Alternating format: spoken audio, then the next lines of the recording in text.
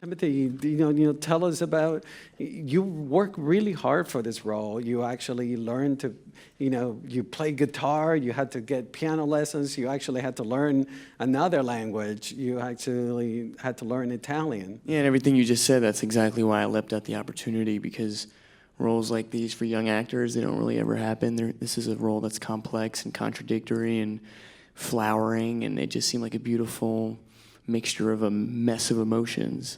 And usually you're the son or the brother or the antagonist or whatever. So, and there's also the opportunity to work with Luca. Michael, I'd seen in a play when I was 11 years old called The Pillow Man by Martin McDonough.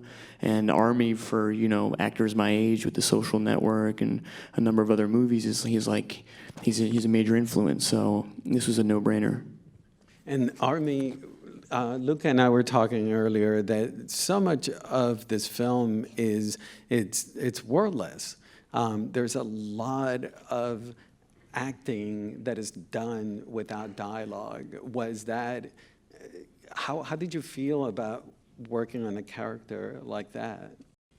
It's a little bit of a daunting kind of thing because there's no distractions. There's no special effects. There's no creatures. There's no green screen. There's nothing to distract from the fact that the only thing that propels this story forward is the emotional lives between all these characters, and whether it's said or unsaid, whatever goes on and how that affects people. It's really kind of the biggest challenge as an actor that you can kind of take, and it's kind of a scary thing unless you have someone like Luca there guiding you through the whole thing.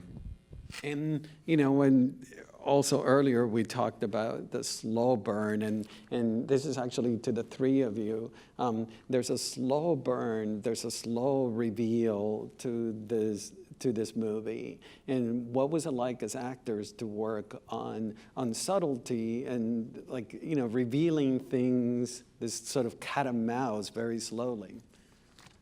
That has a lot to do with Luca, honestly. We were in the practice of doing things, and it was his fine sense of the story he wanted to tell, the way he wanted to tell it, which allowed our DP, Soyambu Muktipram's camera to linger. And I think the original cut was quite long, and he pared away, and things that were extraneous until we're left with those beautiful long shots of them riding bikes, or a lingering image of water, or that gorgeous shot of the sort of dirt road that's kind of rambling, and that's all part of his vision of wanting of this story and telling this story. So I don't know how much we had to do with the